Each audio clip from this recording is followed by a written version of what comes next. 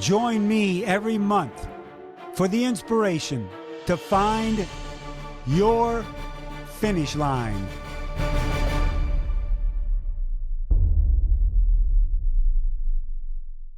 Hello, everyone, and welcome to another edition of Find Your Finish Line. I'm Mike Riley, and it's not only about finding your finish line at a race or an event, but every day in life, we've got to find finish lines to keep us going, to keep the forward momentum going. And I hope you're all have your season set up maybe or into your training. Here we are early in the year, and we've still got a lot of the year in front of us. So good luck with all that. My guest has been on with me before. She was on after she won the 2021 Ironman 70.3 World Championships in St. George, which I had the honor to call. As a matter of fact, and I'll show it to you in a minute, Lucy. She's the world champion in Kona in 2023. Has the course record there of 8:24. Let's welcome Lucy Charles-Barclay. Welcome to Find Your Finish Line, Lucy. Hey, Mike, thank you so much. It's so good to be back and, chatting with you. The perfect start to the week, I think. So, really excited for this one. Well, I pulled up this picture. I hope if I can show it. Let me see. There we go. It's when we did our podcast, and then you've got the banner outside in the background, or your world champion 2023. How good is that? I still have one on my window, actually, from my friends made it after Marbella 70.3 World Champs at the end of last year. So I'm keeping that banner up there for a while. We'll keep it there. Well, I hope there's a lot more banners coming your way. So wait, tell your neighbors just to get ready to keep making those banners, okay? Well, again, thanks for being on the show again. And I always ask my guests, the first question is, what kind of workout did you get in today? Well, we'll talk about your little surgery you had. I'm going to call it little just to stay really positive about it. And you're probably not doing a whole lot. But then I started thinking about it. I'm still going to ask her that question because knowing Lucy, she could have been on the bench press doing bench presses, getting some upper body workout in. So did you get a workout in with your boot on? Yeah, we always get super creative here. I'm really lucky not lucky that I've had a few injuries. Like, this isn't my first rodeo coming back from something, but we're always, Reese and myself, very inventive about the training that I can do. So I've been in the gym today doing a lot of upper body strength. I also managed to actually go on the bike today wearing the boot so it can just rest on the pedal. So I've got some pedaling in, which has been great. That's really good for my sanity, I think, just to still get moving. But yeah, the recovery is going really well. And like you said, in reality, it's a pretty small surgery, and it was just about really getting that out of the way. It had been annoying me at the back end of last year, and I have huge goals at the back end of this year. So yeah, just wanted to get that over with as soon as possible and really start the recovery process, and then obviously rebuilding up the training again. Yeah, well, you've talked about the surgery, and I'm not a doctor, but the tendon next to the Achilles, that not everybody has that, correct? Yeah, I think about Yeah, weird. 80% of people do, but there's this special 20% that don't even have one. So that would have been great if I just didn't have one, but but it's gone now. So Yeah, you're like everybody else now. The friggin' thing is gone. So it really only hurt. Yet he always thought it was an Achilles injury, and yeah. I've had Achilles, and I know other people, and if you don't even like saying that word because it's not going to be something that's going to go away overnight. Yeah. But here you found out it wasn't the Achilles, because when you would sprint and go quite a bit faster in your running gait, it would really affect you then, didn't it?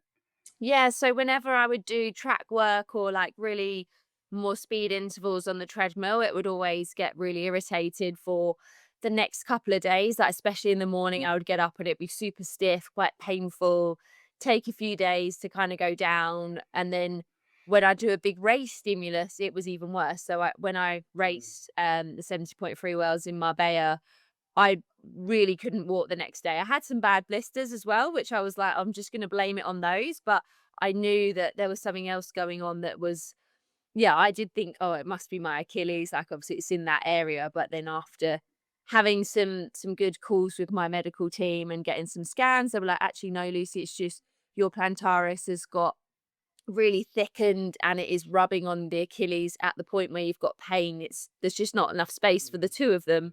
So we can do an injection in there to calm it all down. Then you need to get in the gym and really do some heavy eccentric loading to lengthen the tendons out. If you can do that for a period of time and it works, great. But if you do it for a period of time and it doesn't, then we might be looking at surgery, which I think no athlete wants to just go and rush into surgery and go under the knife. So I was like, right, Yeah. a period of time, but kind of midway through January, I was like, I really just don't think this is going to work. And fortunately, my medical team, I think I called them on a Monday and they were like, the surgeon could do it Wednesday. And I was like, okay, give me a couple of hours to just chat with my coaches and my team and see what they think. And we all decided, you know what, it's the right move to just get it done, To do it, and yeah. then Well, it can really be on the upward track. So you're pretty lucky you got concierge doctors there. A call on Monday, let's cut me on Wednesday.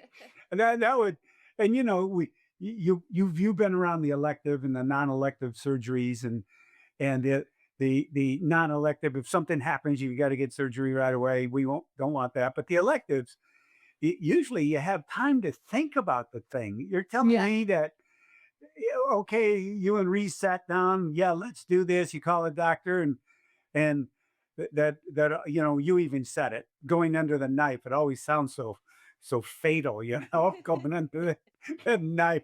And then all of a sudden that week that you were in the operating room.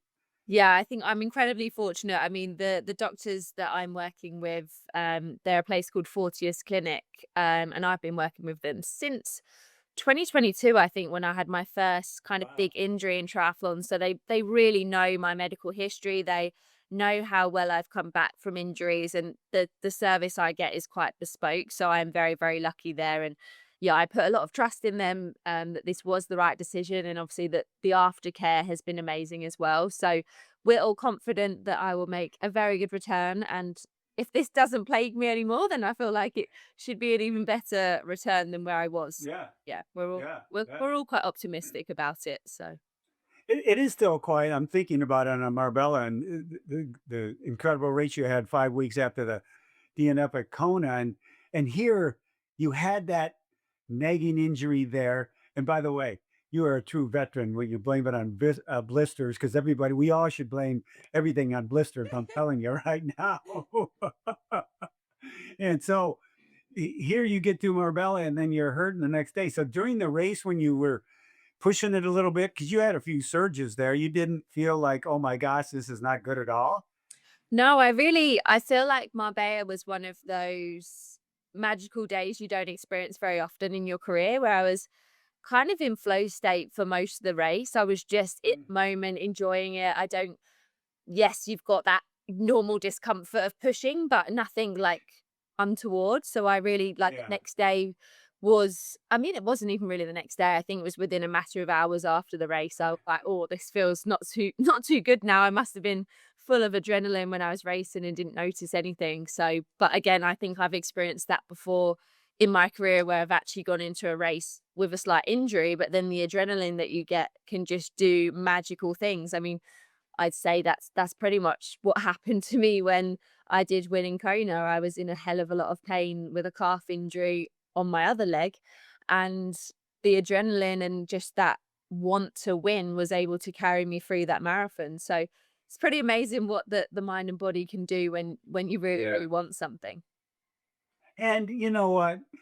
It it's always kind of cool when you're up front. You go, wait a minute, I cannot let this one go. So you're right. The mind over matter is really, really at work. You mentioned at the onset about, your goals for the say the back end of the season are still there. You want to do the races you've got on the schedule, and we can talk about that. But on the surgery, why didn't when you and Reese were discussing it, like, not do it in November or December, a little earlier, so that the season could be a little close? You know what I mean? Yeah, I think in an ideal world, I would have probably finished my season after Marbella last year because I was on such a big high. But obviously, I'd also been involved in the T100 series and had been doing incredibly well in that. I'd had 2 wins, and I I wanted to kind of just finish off that series as well. And for me, I think it was just one race too many, that race in December. And then I also went straight away on holiday. And even when I was on holiday, I was like, oh, I really want to be kind of getting on top of this pain that I've got, but I'm on holiday now. So it was a bit frustrating in a way because I would have rather just come home, see my doctors and see what we could do. And I ended up not really meeting with my doctors until literally the final day of last year. And that was when they were like, okay, we might be looking at surgery next year, but let's try the more, I guess, conservative methods first. And I was confident that it might work. Like I've had Achilles pain on the other side, and I've managed that so well through strength and conditioning, and touch wood, it's never ever come back. So I felt confident that maybe that might work on this side, but unfortunately, I think that's how I knew. I was like, I know what worked on the other side. This isn't working on this side, so I feel like we're going to need to just bite the bullet and go for it. Yeah. So what is your timeline? I mean, what's the healing process on something like this? Here we are into February, getting towards March. Would you be able to race in? And I'm just pulling this out. April, May, something like that. Yeah, I mean, the timeline I was given was quite, I guess, conservative. It was based off of your average person or maybe just someone that's just a runner. And I feel like I will definitely be ahead of that timeline. I think they were saying like maybe 8 weeks before you're reintroducing running from the surgery. I feel like for me, it'll probably be more like 6 weeks. So yeah, we're already in a good place. I think that I've gone and had a follow up ultrasound scan, and everything looks like it's doing really, really, really, really well. Um, Also, with this surgery, sometimes the plantaris tendon can actually embed itself in the Achilles, which makes the surgery much more invasive, and you're actually having to damage the Achilles to remove it. Fortunately, in my case, the two tendons were really separated, so they could go in, take the plantaris out, and my Achilles didn't get touched and is all still really good. So that is good for my recovery, means it will be a lot faster. So yeah, hopefully, I mean, I think I said on my channel before that my big goals are the 70.3 worlds and Kona, but I will have to validate for Kona. So I will have to do an Ironman. So it's looking at, do I do that sooner and obviously just do it really, really slowly, or do I do it a bit nearer to Kona, but I don't want it to impact on Kona. So yeah, we'll make those decisions probably quite soon as we get to the point where I can bring running back in. And if that goes smooth, then the Ironman will obviously be sooner, and hopefully I'll get to maybe race at least one 70.3, maybe two, before we go to Nice for the 70.3 worlds. No, well, 8 weeks. Running's overrated anyway. We always say, everybody. Oh, I don't know. I might have to walk. It's okay. Like age groupers go, well, I walked through the aid station. I go, well, you're smarter than the rest, I've done You that. don't have- I actually did that Yeah. in my Ironman where I validated for Kona last year in Lanzarote. I was like, well, you know what? I'm just going to walk the aid stations and use them, and you know what? Get my money's worth. So yeah. Yeah, well, 99.9% of us want your time on when you go slow at an Ironman, okay? That's the way it'll be. Lucy, are you a good patient or a bad patient? Are you an impatient patient? Are you like okay, or do you and Reese? He says something, and you give him that evil eye, like I'm not doing that. What are you, a good or bad patient? Oh, I think I can be both. I think we both can be both, and I think Reese Reese can tell is like will tell me, actually I think you're going to be back here at this point doing this training, and I'll be like, there's no way I'm going to do that. Like, how am I going to do it? And then lo and behold, we get to that point, and I'm back cycling or I'm back running, and he's like, see, I told you. And I was like, in my mind that seemed impossible, but here we are. So he's always good at kind of telling me where I'm going to be. I always think that he's crazy, but there we are. I think all of us have that impatience in us where you just want to get back to doing what you do. And I think I feel really glad that I kind of got this out of the way before the race season kicked off, because I know once I see racing start happening, that's when I'm going to be like, oh, I want to be back on the start line. So I feel quite fortunate that I'm doing a good chunk of the recovery before the racing kicks off. And then hopefully once the season really starts, at least I'll be back running in some capacity, even if that is walk running. Then I'll at least feel like a whole triathlete again before that point. So See, yeah. see, Lucy, you're going to start this whole new craze. Lucy walks and runs. I can do it too. You know, no way. It's fine. She did it in Lanzarote. It's okay. You know, I read that you had, after my rally, you had this motto of fall, get up, and rise again.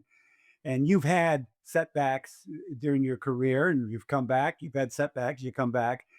You think the experience of that, of those types of things, gave you a better mindset going into this surgery and through the recovery now? Yeah, I think it teaches you a lot of resilience, and it teaches you that you can come back from setbacks. I think something I've really learned along the way when we've been really creative with our training is cardiovascularly wise, your heart and lungs doesn't know what form of cardio you're doing. So at the moment, okay, I can't run, but I can do other alternative methods of cardio to stay very, very fit. And my heart and lungs doesn't know what it is. Okay, when I come back to running, I'll probably have to rebuild that technique a little bit because it'll probably be lost. And then you'll have to go in the gym and make sure that certain muscles are strong. But you can maintain so much fitness in different ways. And I've learned so much from that. I've gone into races before where I've had to do so much of the training on like a cross trainer rather than running, just to supplement my run training, and then have gone and run one of my best marathons in the Ironman. So I think it's learning that the training doesn't need to be perfect. It just needs to be consistent. And okay, you might have to have a few setbacks along the way, but you can always come back and achieve really great things, sometimes better than you ever have. So yeah, I've got a lot of confidence in the comebacks I've had.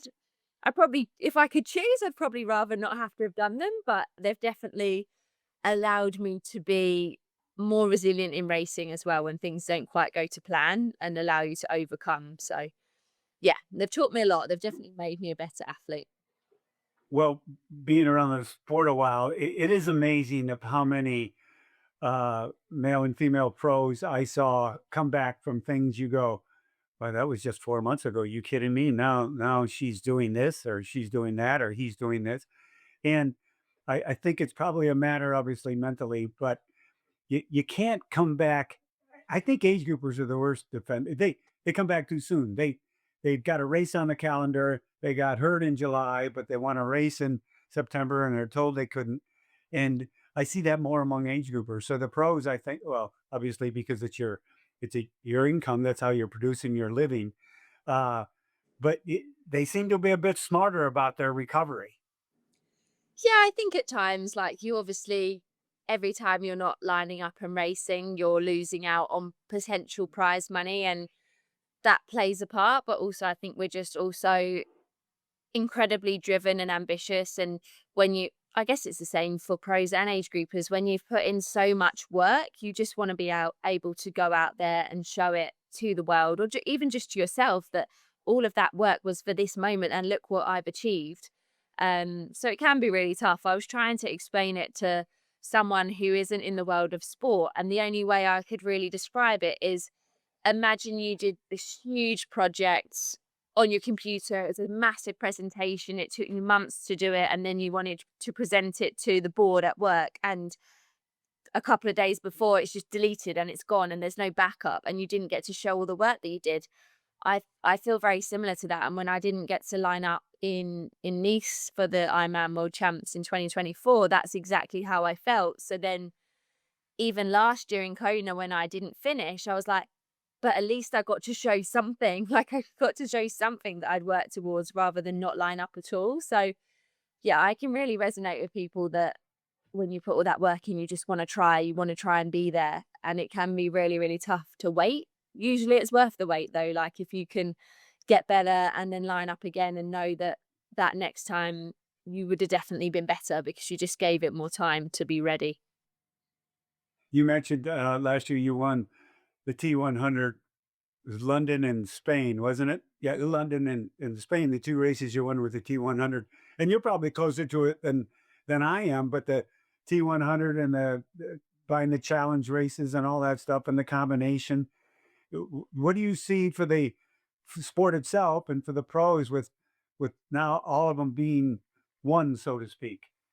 Yeah, I mean, what a time to be a professional triathlete. I think there's so many I know. opportunities to race.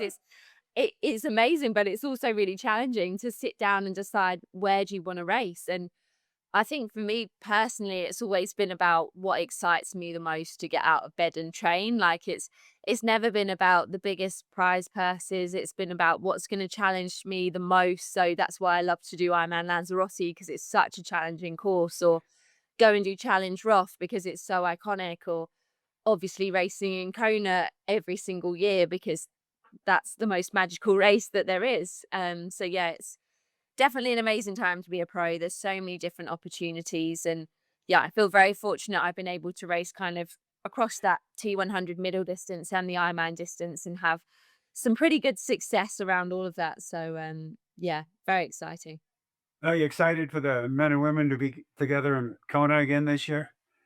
Yes, I think it's gonna be really, really special. Like, obviously, I did love having like a women only day and all the attention on us. But for me, the first time I went to Kona was in 2015 as an age grouper with Reese. And it was both our first time there. And we just had that experience together. I think there's so many couples within triathlon that will want to go there together and experience it and be on the same course. And I've always been such a huge fan of the sport. I still am. And I love racing and then seeing the men's race happening. And it's a long race, right? So to have a bit of extra excitement going on whilst I'm riding is just like, oh, who's leading the men's race? And yeah, we have such amazing camaraderie between all of the athletes, especially in the pros. We all respect one another. So I think it's going to be a really big celebration this year to have us all back together. I think the atmosphere will be bigger and better than ever. And yeah, super excited for it. I do too. I think it's going to be very, very special. 2000, and I thought it was a little later. 2015, you and Reese did Kona for the first time. Oh my gosh! Did I bring you in 2015? That's so good. Oh yeah. We've come a long way since then. But Yeah, yeah, I think so. But really, if you like 11, it's not that long ago. It's really not that you're only 30, what are you, 31, 32 32. years old? Yeah. You got, nowadays, I mean, Dee Dee Griesbauer just retired and she was like 82 for God's sake. No, no, I'm sorry, Dee Dee, you're not, you weren't 82, Dee Dee. She'll be all over my ass for that. But I mean, she's in her 40s. And do you see yourself going, you know what? I'd like to have a good long career and go as far as I can go age wise. Yeah, I think we've seen so many athletes showing their longevity within this race. And obviously, Annie Haug retiring last year, she was performing at the top of the sport right until the very end. And I have just extended my contract with Cube until 2030. So that seems Wow. like quite a long time into the future. And I still feel like I have got my best days in front of me. And yeah, very excited to see what I can achieve with them and yeah, how far we can go. Do you have any new sponsors this year? I knew you got Red Bull and Cube. Any new ones? I think pretty much the same. I started working with Whoop last year, which is a really cool brand to be a part of. They've played a big part in kind of, I guess, really keeping me healthy and yeah, consistent with recovery and everything like that. And yeah, really enjoyed working with them. They have some incredible athletes within triathlon, but also outside of triathlon, and kind of being able to connect with some of those athletes has been really, really cool, and getting their insights within the worlds of their own sports and trying to tap into any knowledge that they have. So yeah, that's been a pretty cool partnership to be joining up to as well. That's cool. Lucy, I asked you a couple of serious questions, and only because when I talk to age groupers, people always want to know the makeup and what's inside of someone who's excelling very well and that they respect. So, what talk to me a little bit about courage and what you think that looks like in you or maybe someone that you admire. So, what do you talk to me about courage? Yeah, I mean, I've done sports since I was probably about 8 or 9 years old. I started out in swimming and always was incredibly driven as a kid, but I felt like I had a lot of different people along the way that maybe would tell me that I couldn't do it, I wasn't good enough, or I just wasn't going to make it. I certainly had that when I moved into triathlon, and I think I always found the courage to maybe block out that noise or just believe in myself and keep following my own path and knowing that I would eventually get there. I feel very lucky that I also had incredibly supportive people around me as well. So my parents driving me to the pool when I was a kid and yeah, really supporting me in that way. And then obviously finding my husband Reese, who is there every single day along the way, really helping me. And sometimes I guess when I haven't got the courage or maybe I have a moment where I don't quite believe in myself, he reminds me that I can do it and yeah, keeps me in that positive place. So I think it's really important, one, yes, to keep believing in yourself, but try and find that real support network around you, which I feel very grateful to have found along the way that, yeah, install that confidence in me when it gets really tough. I agree. And I think the number one thing you said was blocking out the noise. And sometimes for younger athletes, and take yourself back to a 23-year-old in the water in the pool, and somebody may say something to you, and it when you're younger, it's hard to block it out, isn't it? I mean, did you find yourself being able to do that as you matured? Yeah, I think when especially when you're young, you're so impressionable, and if it's someone that's that figure in your life, like your coach, who's telling you that you're not going to make it, it can be really, really challenging to ignore that and kind of find that belief in yourself. And I feel like I'd rightly or wrongly, I kind of turned that into an anger that I could channel into my training to be like, no, I'm going to prove you wrong. I can do this. And I've carried that a lot throughout my career and tried to use it as motivation. And from time to time, I will channel that energy and find it. But then there's other times where I don't think it's necessary. I think it's more important to just be enjoying what you're doing, listening to yourself and blocking out that noise and just enjoying the journey. For me, when I came into triathlon, that was the main reason I did it. I wanted to have fun, I wanted to enjoy it. Yes, I wanted to see how far I could go, but I really wanted to focus on keeping the fun and enjoyment within the training, which can be challenging at times when you're training all the time and when it's your job, it does feel like you have to do it, but it's almost turning that into not, I have to do it, I get to do this. And yeah, what a journey it has been to this point, and I'm still really grateful I can continue doing this. Yeah, I was talking to an older age group gentleman athlete about 4 or 5 weeks ago, and he's approaching his 70s, but still races a lot. He's a stud. And I said, "God, you're doing great. How you doing?" He goes, I just got to be brave every day because it gets harder. I just have to be brave." And I thought about that, and you're right. The bravery that you have of coming back from stuff also go and coincides with your courage. You feel like you're a brave person. Yeah, I really love that. I think it's also at this point in my career finding goals that still really scare me and then being brave enough to commit to chasing them. I think even this year, before I had surgery, I had some really big, scary goals, and some of them feel even further away and more impossible now, but I haven't quite given up on them. I'm going to continue to try and be brave and believe that they are still possible. And maybe if it doesn't happen this year, then it will happen next year. But I will keep chasing them, and if you keep doing that, they're only going to get closer. Right? Yeah, that's absolutely correct. Yeah, okay, a little lighthearted here. So when I'm injured, and I've talked to other people who are injured pros, the diet like goes to crap. You just want to because you're not out there pushing out an 18-mile run. And so how's your diet? You having a hard time, like you want to eat more, or what's it all about? You I, finding yourself next to the cookies or the chips? oh, it can be hard. I think this time I've actually been really good, but I think so. Back when I got my first stress fracture, they were like, well, you need to fuel because you're going to mend. And so you need to. But I think I took that so literally that I was like, right, I'm just going to eat absolutely everything. And also at that point, I didn't know I was celiac as well. So then I would eat Mm. all those comfort foods. I'd eat pizza, I'd eat all the carby foods. And I did really kind of balloon up during that time. I think I must have gained nearly 10 kilos because I just Mm. was eating and enjoying life and like, well, I need to because I need to mend. And now I'm like, okay, I didn't quite need to eat that much to mend.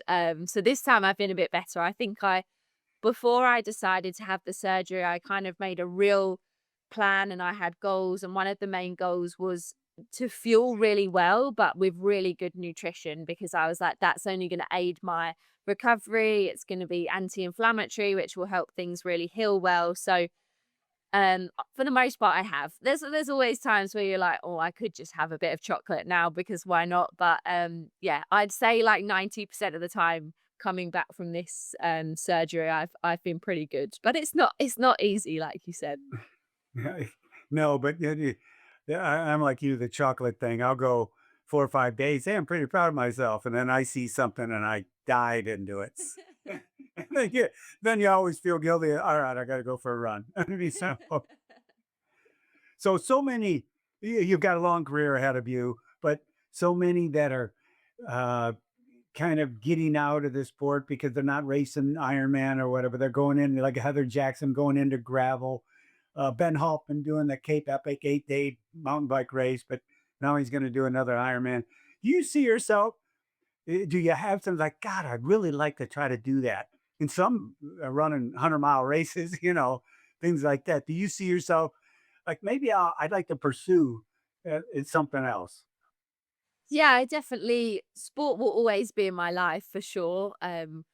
I've really enjoyed watching what different professional triathletes have gone into kind of after they've stopped racing professionally in triathlon. And I think one day I'd definitely like to do an ultra marathon. I have a friend who I used to run with all the time. He actually moved away, but we still keep in contact all the time. And he always would go on at me and race to run the Comrades ultra Oh, marathon. So I guess one year he'll probably convince us to do it finally when I'm not racing triathlon anymore.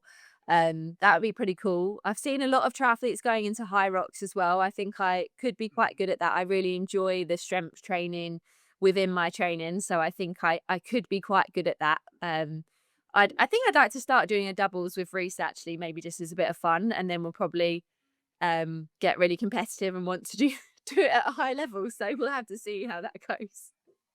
yeah, I think you two would be really the hydro. Yeah, that interests me so much because I work out with a personal trainer and do a lot of lifting, and I go, God, I wonder if I could do that. And my wife looked at me, goes, she goes, I ain't doing that. So I'm not doing that. When you look back the last couple of years, there's probably so many moments in time that something clicks for you and it like turns on. You go, oh my gosh, all this is working right now. Things are progressing because athletes so many times are training and you go, God, I'm getting it all in, but I don't know. And then something comes along. What was that? You remember any of those moments last year or the year before? You go, wow, this everything came together for me. Yeah, I think I've always had a few moments like that, and actually, weirdly, it always seems to have fallen on an odd year that I've had a really good year. So 2021 was probably one of my first ever standout years in my career, where obviously we were off the back of the pandemic, and I'd really focused in on swimming at the first part of the year because that was all I could really do. And it was in the UK, so I didn't need to travel. And I didn't really know at the time. I was like, oh, well, I'm working towards the Olympic trials and swimming. Let's see what happens. But okay, it didn't happen for me there. I didn't qualify for the Olympics. But the sky, or I guess the rocketing effect of that was that my rest of my season had such a solid foundation from the fitness I'd gained that I went on obviously to win the 70.3 Worlds in Utah and had one of my best ever performances. So I think it always comes in funny ways. You'll do a block of work thinking it's for one thing, but then maybe that goal wasn't achieved, but something else happens as a result of that hard work. And I think that's always kind of happened for me. I'll put in a really solid block of work for something, and maybe it doesn't pay off in that moment, but eventually it does. I think one of the hard things as well when you get to this stage in your career is you start to know your exact numbers of what's really good, and then you're always striving to be there or be better. And it can be good and bad. It can be really good when you do something better than you ever have, and you're like, okay, this is probably going to be really great on the race course. But you can also train and be like, oh, I'm just not quite where I need to be. And then you need to try and still be positive going into a race, knowing, okay, I'm not quite where I want to be, but maybe on race day, I'm just going to rise to the occasion. And quite often that can also happen. So, yeah, I think it becomes more difficult the longer you do it because you know what is good for you and what isn't. But then also you just have more experience as well. And quite often you can know that sometimes you haven't had the perfect preparation, but you still perform really well in the race, and you can take confidence in that way as well. So, yeah, growing knowledge along the way. Yeah, and talking to so many age groupers, I mean, the ups and downs, triathlon's like life, one week everything's great, the next week you go, what happened here? But you got to just keep moving forward. I always say, if you're standing still, you're moving backwards. So Yeah. you've always you've always got to be moving forward. So we're coming into the 2026 season, the even season for you, and wait, you get that, everybody? It's the even season. And what advice would you give age groupers out there looking forward to a good year for themselves? What advice would Lucy Charles-Barclay give them? I think at this point, I'm trying to be patient. So I just say be patient. Keep trusting in the process, getting up every day and doing what you can do to the best of your ability. And if you're like me and there's some things that you can't do at the moment, don't focus in too much on those things. Focus on what you can do and just trying to get a little bit better every single day. I know I've still got plenty of time, so I'm just trying to not rush it and not stress too much. And yeah, try and enjoy the process, which I've definitely learned to get better at that. Enjoy the process. And sometimes when you're coming back from a setback, the jumps in progress can actually be quite big without being deliberate about it. And you can try and enjoy that as much as possible. Also, not focusing on where you were or where you need to be, focusing on where you are now and enjoying the progress back to where you want to be, which isn't always easy. Yeah, I think also, and I'm sure you will attest to this, the camaraderie of your training partners, the ones you're going out there and busting your butt with on the long rides and getting off the bike and pounding on a run. That also is something mentally that gives you that charge that you're not alone in this. Do you find yourselves training with people and you go, you know what? We just had the training session of the year, for goodness sakes. That seems to happen quite a bit, doesn't it? Yeah, I think I do most of my training on my own, but the biggest thing I actually do with a group is swimming because that's the best setup you can get in the UK for swimming is joining a club because public swimming for me is a no-go. So I train with two different clubs. I train with a junior squad where I think the next oldest is probably 16. So they're super young and full of energy, but I really love it. I think it just brings a new energy to me. It makes me also feel young, so I love it. And then I also train with a masters swim group as well, where they're all people my age. So it's nice to have a real mix. And they're striving towards still swimming super fast in masters championships. So yeah, I really enjoy that. I feel like swimming's probably the sport that I would struggle to do on my own the most, probably just because I've done it my whole life. So to do that in a group really helps me.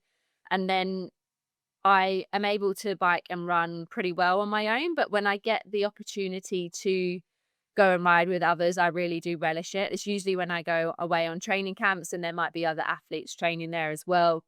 The opportunity to get to go and ride and run with other athletes is always a nice, I guess it's nice. Yeah, I really appreciate it when I get the chance. Yeah, and you race and you're with everybody. So Yeah.